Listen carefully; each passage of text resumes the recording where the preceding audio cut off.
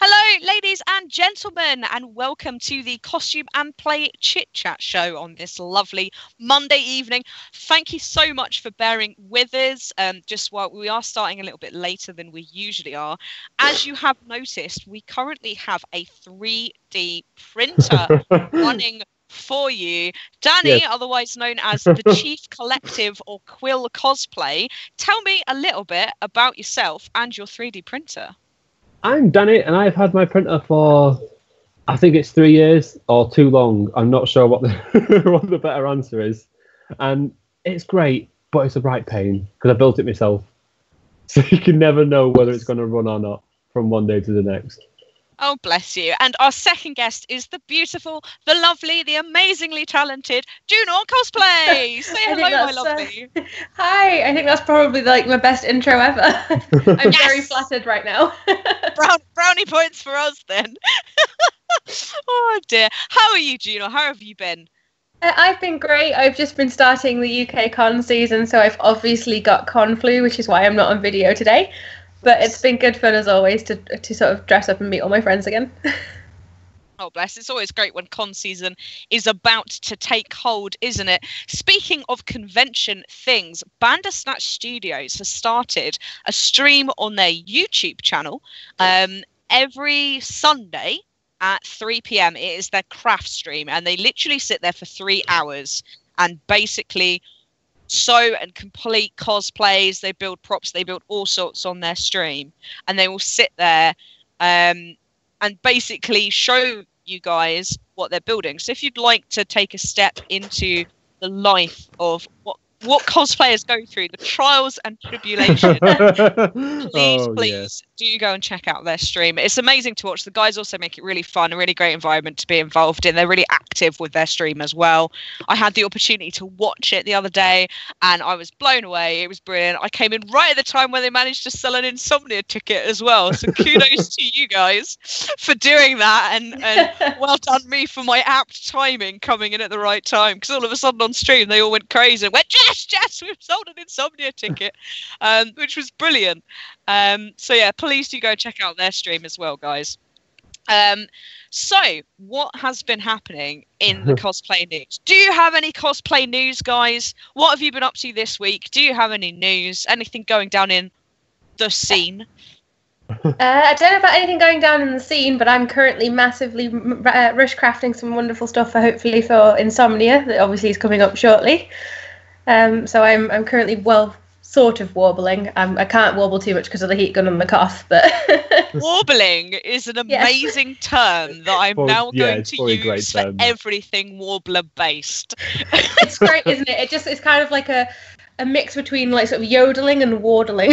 Yes, it does sound like you're about to get your what they call the trousers with the axe on, and yeah, Morris dancers. That's there we were. That's the one. I was trying to think what you meant, and I couldn't think what the word was. Oh dear. So I want to talk a little bit about cosplay inspiration in the news. This isn't something that's happened recently, but during con season, there's a load of groups, there's a load of cosplayers that really change people's lives, and I genuinely mean that. And I want to play you a little video about how Jack Sparrow changed a few people's lives in a hospital recently to sum up this point.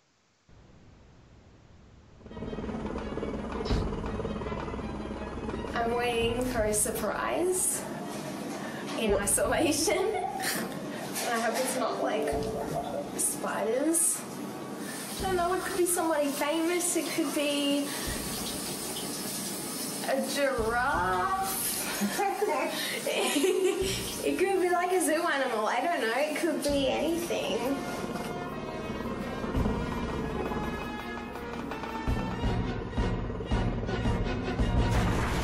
Why do you think they've chosen you? Because, I don't know, because I guess because I've been fighting, I've fought cancer twice and I kind of deserve something special, but I think everybody should have something special too. Do not be putting me in a room full of spiders. What's going on, Jerry? What are you doing all dressed up? Oh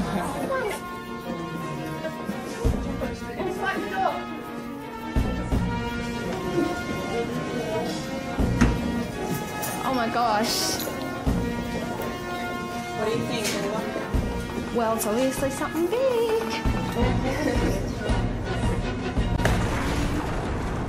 Oh my gosh!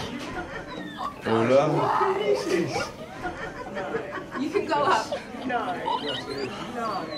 Ola? Ola, we've come to take you to the room of spiders. And I don't like spiders. May I have a hug? Yes!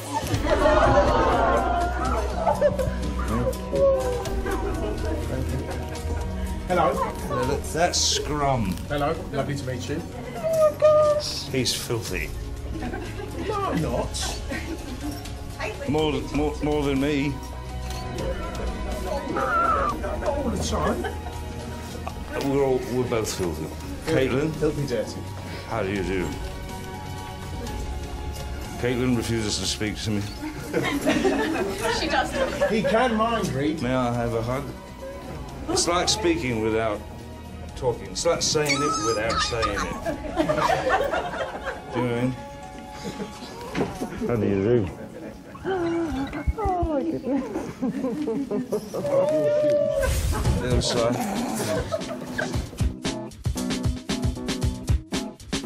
Where are you? Where do you think you are? I have no idea. Where am I? At the Children's Hospital. Oh, that's right. I'm at the Children's Hospital. How do you do? How do you do? How do you do? Yes, it is. How do you do? This is a Lovely place. It is lovely. It's really lovely. Do you know it's very well lit? Yes, it is. It's really bright. And the I people hear- here seem lovely. Yeah, they are. I hear you made an incredible amount of progress, you. Yes. We're being fed. Food. How do you Dinner. do? Just in time. What's your favourite? I don't know. I like chicken. Chicken. All right, I'm not making it. How do you do, sir? Oi, oi. Listen, you see that? Listen. A bit of a jingle in the pocket. What do you think? Hello, lovely. How do you do? Hey. Real gold. Thank you, darling. Do you know these people? Should we trust them? He stole a gold coin from me. Hello. You gave them. What is your name, sir? Carter. All right. Carter. Carter. I can't spell that, I'll be honest with you. C-A-R-T-E-R. Why do you know how to spell it and I don't? I don't understand. I like your PJs as well. May I have them? Now I've got my own PJs. There they are.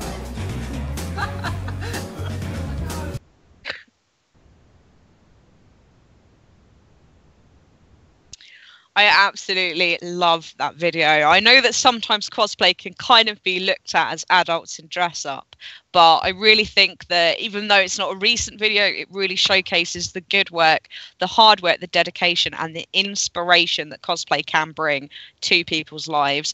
There are so many cosplay groups that go out there and collect for various charities that change people's lives, and even something as simple as a princess or a Jack Sparrow or a particular character that especially children grow up with and really admire and adore, have the opportunity to meet. It can really be life-changing for them. At the end of the day, these are guys, these are kids, these are even adults sometimes that really genuinely believe and have a really great connection to characters and to the stories behind them. It can help you out through difficult periods of your life. It can help you really get through some tough times, and it can really help you become somebody else for a short period of time. So maybe you want to look at something from a different perspective or see something in a different light, then you can do that. And it also gives you such an amazing way to play with different parts of your personality. So a great example of this is when I am the Joker.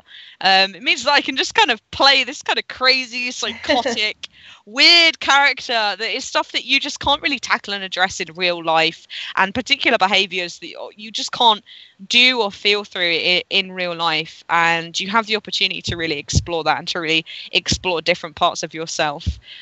Guys, what would you say that, because you two are the most, can I just point out, these two are the most loveliest cosplay people on the planet. I'm not even kidding you. Has there been a time that you've maybe inspired somebody, maybe even a little kid when you've been in costume, or sometimes like when you've shared your 3D printing knowledge? Or, for instance, Danny came with us up to Last Insomnia, started talking to people about 3D printing, and one of our directors was so taken in by this and so amazed and was like, oh my gosh, this means I can build so many costumes. What do you guys think? I think my thing is whenever I'm a Disney princess, sorry, my cat's just made a surprise appearance again. But yeah, whenever I am a Disney princess and the children come up to you, and I mean, I'll have kids that won't even speak to me, but they've got this look on their face and they'll wave and they'll just get so excited and so sort of shocked. And I mean, I always make an extra special effort when you do come across children and you're in a Disney costume to be that princess. So you call them princess, you ask them if they're okay, you talk about Disney to them, and it just lights up their little eyes. And I don't know whether it's an inspiration to them, but it makes a difference to me. Oh, so cute. Oh, Danny, what about you? I have to admit, when I'm in my Halo suit, I've got the full Halo get-up, I don't take the helmet off around kids because I don't want to ruin the illusion. Because I don't want it to be...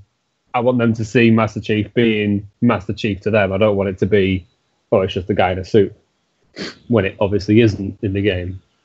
I'm sorry, my printer just crashed. No, it's all right. Like, I think that's great though, because you guys and a lot of other cosplayers have such respect and such love for the character that you are playing, and such respect for the original text, or the original medium, or the original character that's being presented. And I think that's, in a way, I think that's really important. And as you say, especially around kids, because they really struggle to...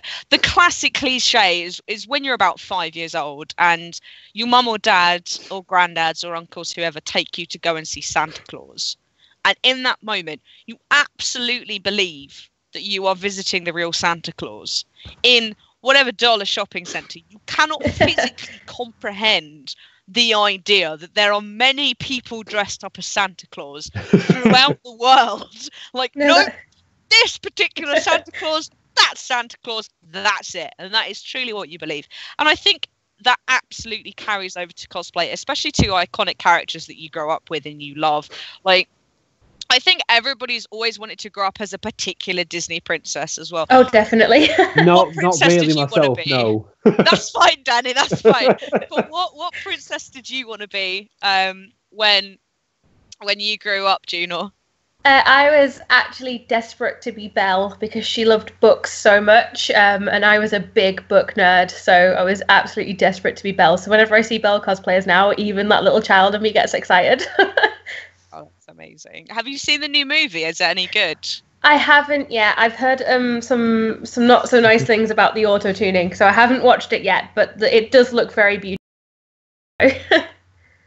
I'm in the same place in regards. I've heard some of the songs and I've sat there and compared it because I'm one of these strange movie goers that tends to watch all the reviews first before they go and see a film. And I'm really, really sad that they didn't just dub her voice in. I think it's a massive missed opportunity. I really do agree with you there. Like, it's not her acting I've got a problem with. It's the auto-tuning I've got a problem with. Like, if you'd have just replaced her with a singing voice, that would have been fine.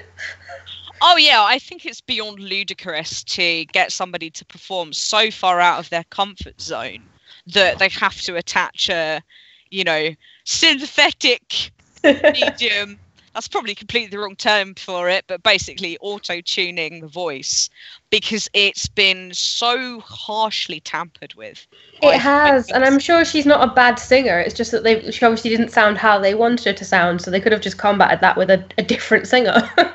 Yeah, I think it's a real missed opportunity as well, especially in this day and age, because finding pure vocalists in a day and age where we're surrounded by branded singers, it's so difficult. And I think it would be so wonderful and so beautiful to really support and showcase the idea that the characters and the things that are being presented on screen aren't necessarily real, and I don't think kids would have realized that. I think they would have just gone, oh, Emma's, they won't even see Emma Watson. They will know Emma Watson from the Harry Potters, but they will, so that detachment is kind of already there, but they will just see Belle when they watch it, especially little kids who probably won't have even seen the Harry Potter movies. I think they're rated 12 anyway.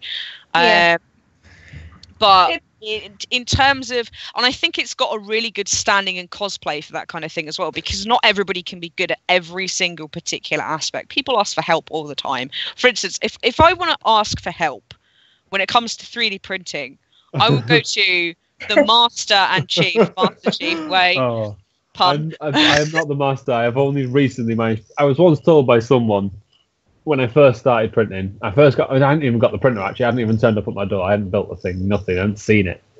And he said, whatever you do, don't change this setting. It's like, right, I won't change that setting then. And I had it for 3 years and my printer wasn't, 2.5 years. It wasn't great. I was like, do you know what? I'll play with that setting. It turns out, now I've looked into him, he actually worked on a machine that was about £250,000. And if you change that setting, it won't print.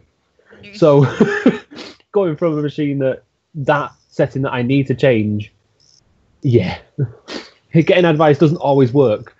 So sometimes you get down to yourself as well. It might not always work, but everyone's always willing to give advice. Always willing to give advice. Yeah, easily. Ask me anything, and I'll tell you. There's no point keeping information to myself.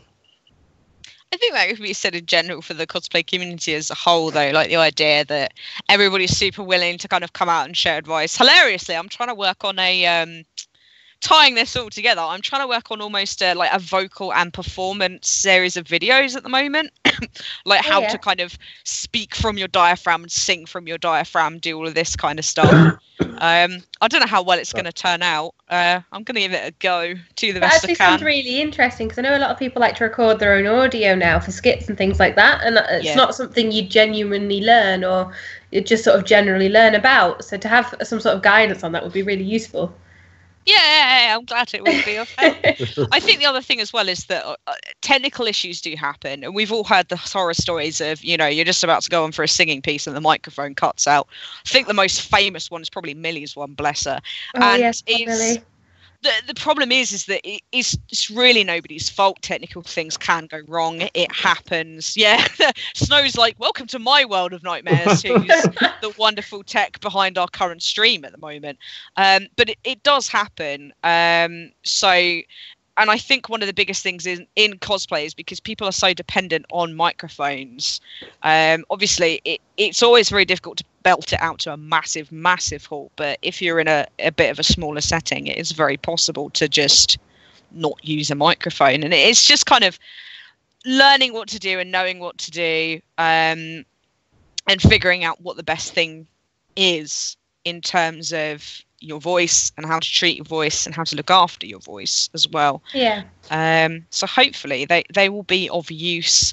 I'm also learning things myself, because I was initially a stage manager. That's where I came from. Not particularly exciting, I can appreciate that. I got into cosplay backwards. I came in stage managed for an event and went, oh, this cosplay thing looks like fun. I think I'll go and play with that for a bit. 7 years later, I'm still here. So, as per always, I never, ever, ever profess to be a cosplayer. That is not what I do, sadly. I would not have the skill set. It's not anywhere near to do it as well as the guys do here. I'm still learning. I'm still trying to do the best I can. But my role is more so just to provide a platform and just to provide various different bits and pieces. So, when it comes to performing and things like that, I can help you with. If you ask me to sew, I'm a bit better now, though, because I did go and have a sewing weekend. Right, so the reason I do that is because you probably can't really sew in a weekend. But I made a bag. It was brilliant. So, yeah. To be fair, sometimes that's all you need to start. I mean, when I sort of jumped into cosplay blindfolded head first and sort of stumbled through a closet on the way. And I had a sewing machine, but I had no idea how I even threaded it when I first started cosplaying. And now I'll sort of sit here and make a sort of dress in like 2 days. Yeah, which is fantastic. I really hope that I can actually get to that point with sewing as well. If you don't mind me asking, how long did it take you to learn to sew? To get to the I point where you would can knock out a dress probably in a still couple of days? say I'm learning now. I would never say that I know everything there is to know. There's still I know, but that's to because learn. you're lovely and But very in terms modest. to be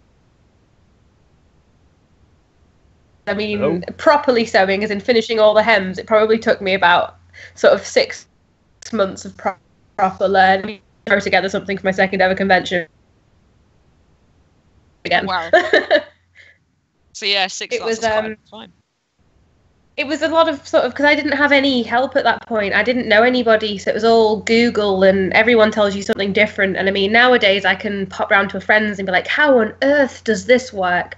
How do I make a cage skirt? How do I make a corset? And I've got people that will help me, and they will help everybody else as well, which is the great thing about cosplay. Yeah, I think that's some really apt points as well.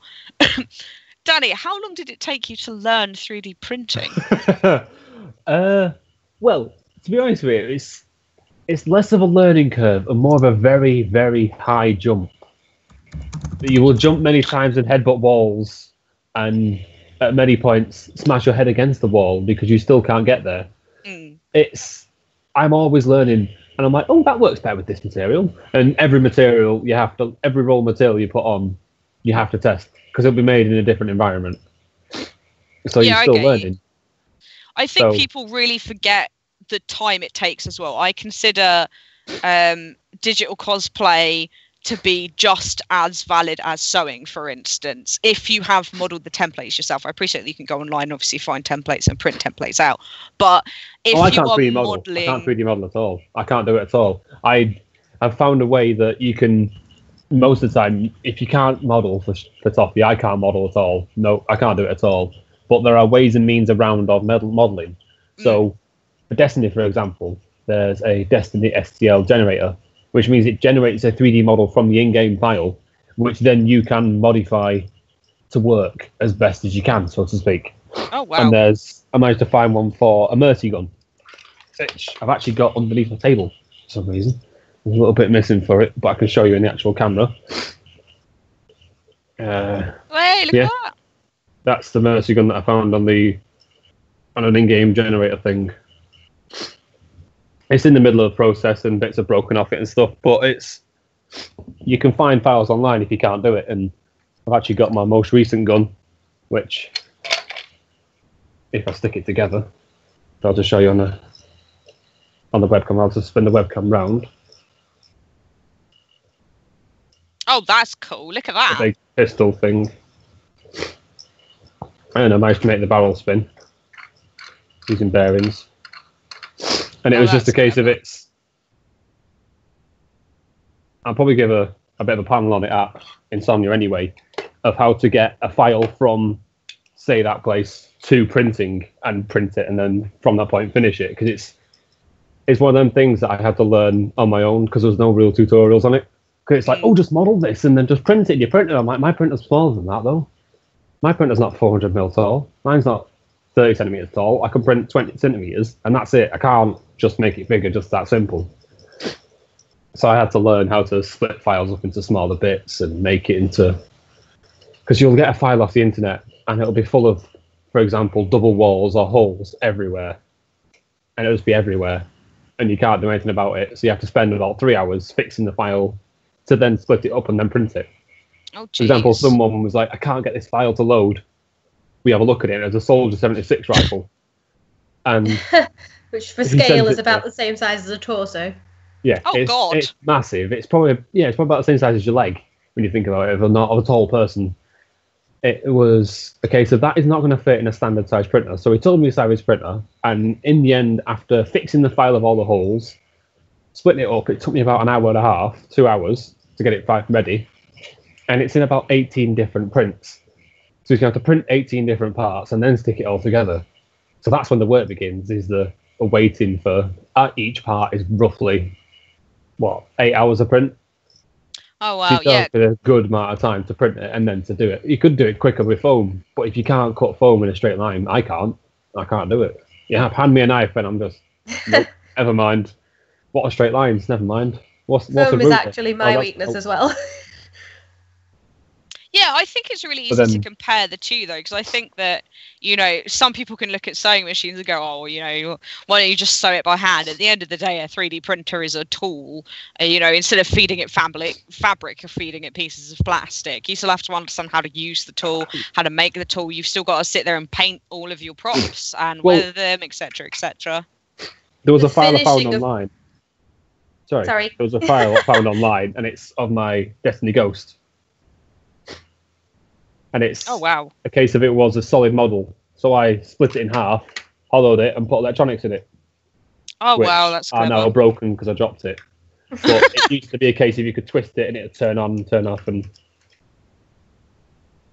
it used to turn on and off using the switch on the inside of it. And you can just take files from, like, for example, your pattern in sewing. You'll take like 3 different patterns, butcher them together, and you get a dress out of it. Whereas I take 3 different 3D models, butcher them together, and get a flashing light up ghost. Wow, that is So so to speak. cool. I think a lot of people don't appreciate how much finishing goes into a 3D print as well.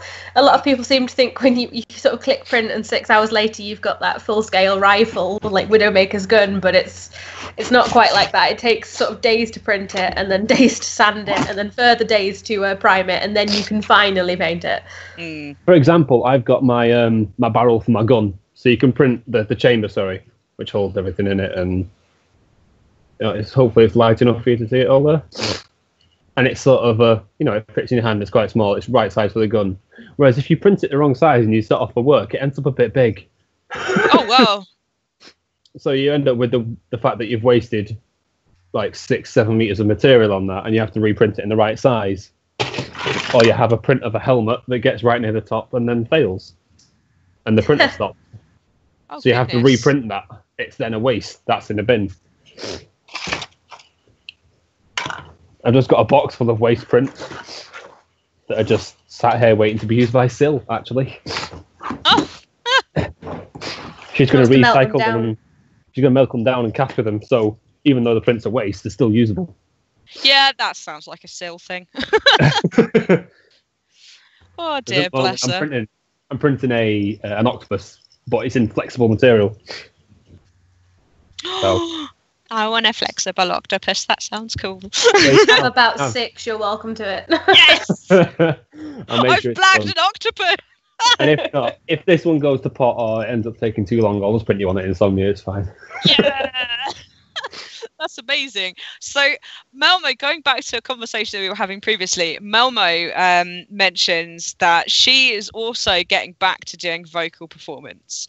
So I might as well just touch on briefly, I appreciate this is a bit of a strange sidetrack. I don't know why I just did that. Whoosh. But I'll show you just a very quick diaphragm tutorial as we're all a bit interested. Do you guys fancy taking part in this with me? I make no promises, but I can take part. No, it's all right. You're sick anyway. Don't worry about it. So I'll do it in the chair. Usually you do this stood up with your feet spread equally apart. And then I'm going to have to move my camera. If you guys end up with a boob shot, I apologise, but we'll try our best. There we go. Kind of works. Switch now, isn't it? If you put your hands just here, so for those of you ladies out there, it's just underneath the boobies, just above the stomach. It's basically here. And then, are you guys ready for this? Are you all doing it on the stream as well? Should we get everyone joining in? So what you want to do is you basically want to first off just exhale. So just and then inhale. And then exhale, and then inhale, and then exhale. And you feel how it's moving in and out, the breath. Yep. Yeah, it feels weird, doesn't it? That's your body. So what you want to basically do, and I apologise if this is a bit loud as a pre-warning, is you want to basically use that exhale breath, and you want to make a sound with it. So you want to go, huh. And you'll feel it. You'll feel the push just here. So do you guys want to give it a go? Let's embarrass ourselves all together. Danny's choking apparently instead. I think he's still coughing to death. I attempted that and it didn't end well. It's okay. It does take a little bit of practice. So when you've got your down and you can feel it, and the way you want to feel it is you want to feel it down here. You don't want to feel it up here anywhere in your vocal cords. It all comes from down here. So once you've got the push out, once you've got the down and you can feel it, you can feel the pressure down there, you can then start turning it into words. So pick a sentence. So I am Swiss cheese. That's probably not a great sentence, but you can find tutorials on YouTube as well, aside from my one, which will probably be a lot better, but I will try and put this together in a tutorial. But then you want to go hi, ham, hey, Swiss cheese. Swiss is really difficult, but you can hear where the notations are coming from, where the words are coming from, and how it's punching through. Hi, ham, hey, Swiss cheese. And then eventually you can turn that into vocals. So hi, I'm a Swiss cheese. And it will sound awful when you first do it. It will sound exactly like that. But eventually it won't sound bad. And you'll be able to project to a whole room. I'm just trying to think of a very quick piece. You'll tend to find songs with a lower range are easier for you to do when you first start going out. Have you know of the difference between like head voice and chest voice? I really hate those terminologies. But some singers actually no use them.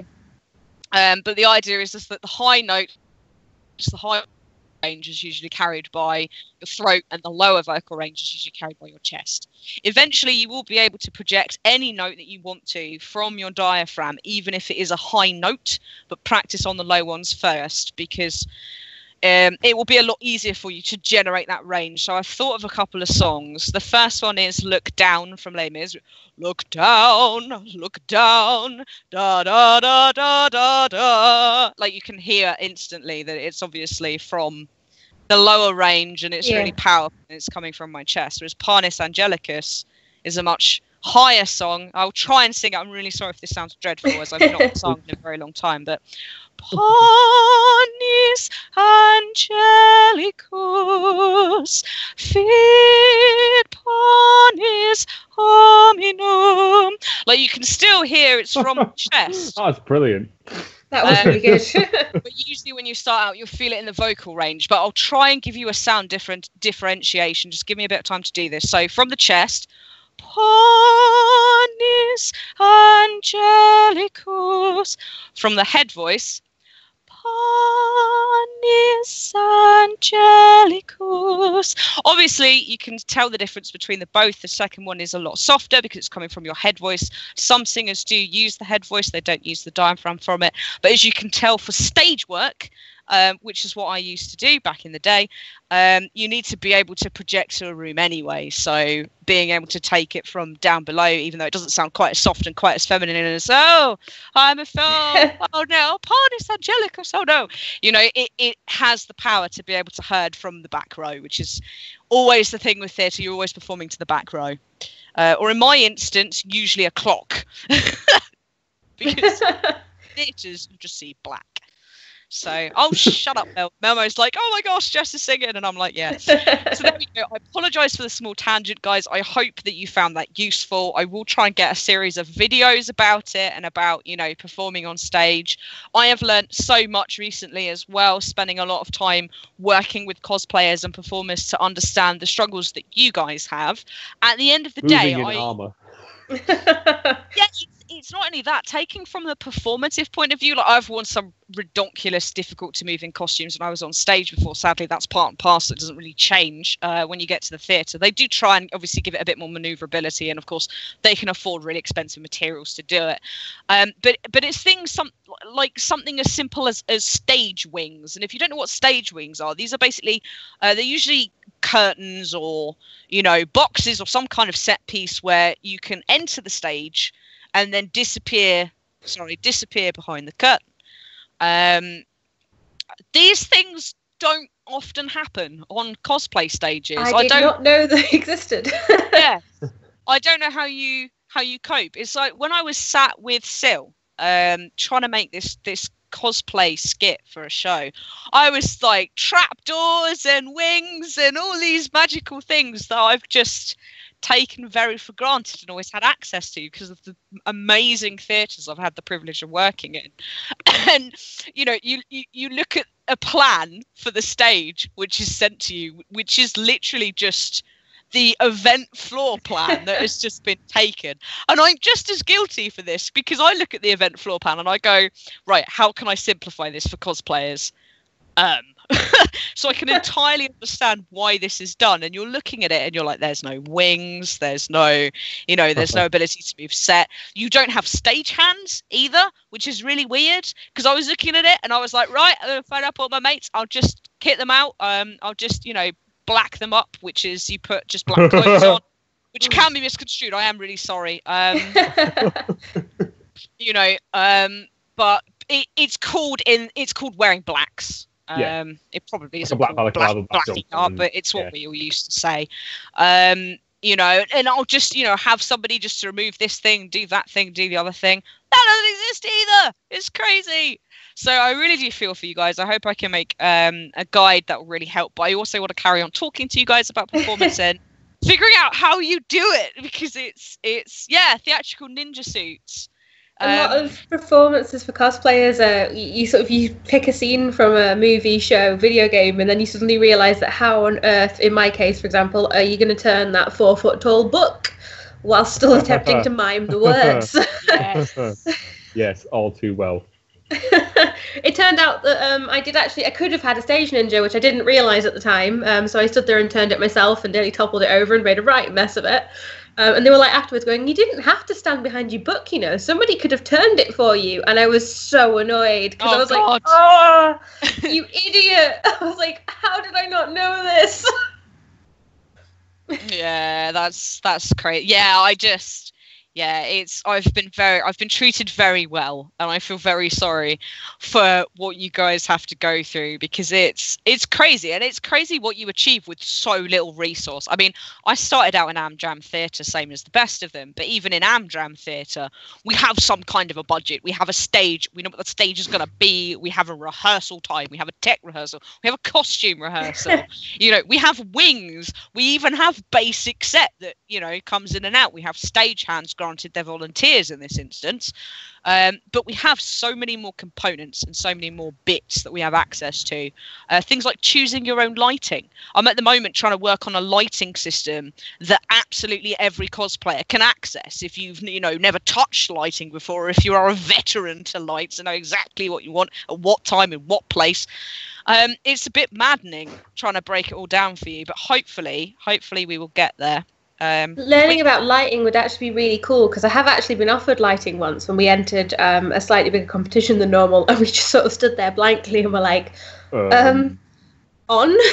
I was like, on is a good choice. I was like, I'm not really sure what the options are, and bless this girl's soul, she spoke us through it, and we ran her an Elsa, so she picked warm colours for Anna and made them blue for Elsa, and it was really cool, but we had no idea, so thank God she was there, so to actually know about it would be wonderful. And when they only had about an hour and a half's practice as well. That's a different story. Jeez. The way I'm thinking about doing it and the way I see it is probably exactly how this lovely girl has done it for you, which is to break it down in terms of moods and lighting conventions, because this might as well... Okay, guys, this is the performance stream. Lighting is mainly, it's not just used for functionality and lighting up the stage. It's used as a theatrical device to shape telling part of the story as much as to create an aesthetic quality to either the set piece or something in particular you're looking at. For instance, one of the shows I worked on, which is Flare Path, which was on in the West End, used all of these different kind of projectors and a series of various lightings to create the aeroplane effects. For flying in, flying around, which was amazing to see. That sounds awesome. That's a really good way of showing how lighting, to a very extreme extent, to tell a story. But there are some very simple conventions that I believe that we'll be able to transition over. The first one is a blackout, nice and straightforward. This is usually used for things like scene changes. It's usually used to mark a moment.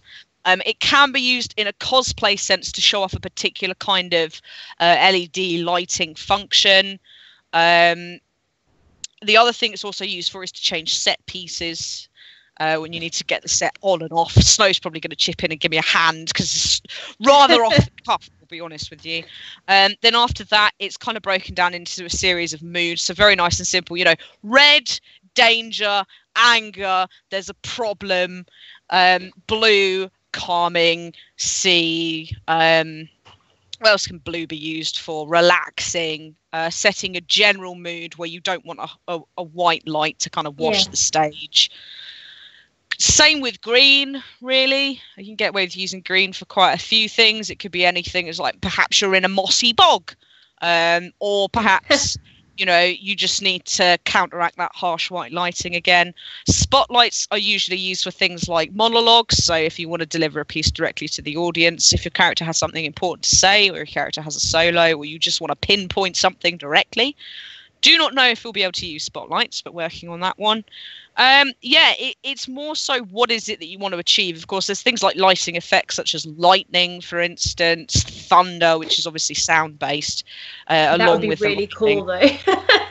Yeah, it's just working out what kind of things you guys would want and need, and then how to transverse that. So it's like, you know, what mood is your skit? Is it happy? Is it sad? But obviously that's quite a generalization.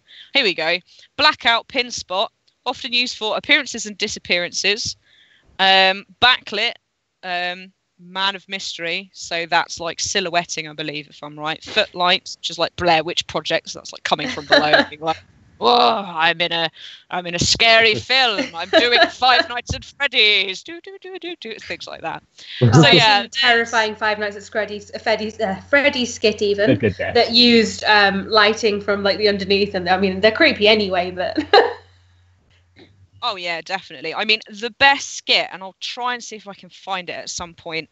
It won't be now, but I'll try and see if I can post it to you guys for the end of the stream, is a Oogie Boogie sketch. Oh. And Multiplay did the lighting for this. I know you guys will know it as Insomnia. Multiplay is a company that runs Insomnia. The lighting is run by a gentleman called Lampy. He is amazing with what he does. And he made this absolutely excellent environment. Lots of red, like quick flashing in lights to go with the soundtrack.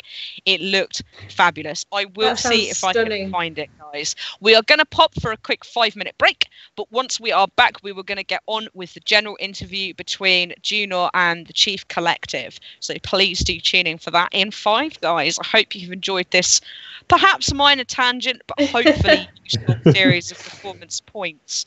As this obviously is something that people feel is useful, I will try my best to get the videos out as soon as possible. That it will be after Insomnia, and please don't stop speaking to me. The biggest reason why I've never posted any tutorial videos or try to make anything away from costume and play, or kind of come out of the spotlight, as it were, and say, you know, hello, I'm Jess and I know about this thing, is because I personally do not want to be seen as an expert. My whole point for being here and for doing this is that you guys are the experts. I am literally just here as a support. I'm here to support you guys doing what it is that you love. So I hope that's helped. I hope it's useful, and I will see you guys in 5. Thank you very much for watching.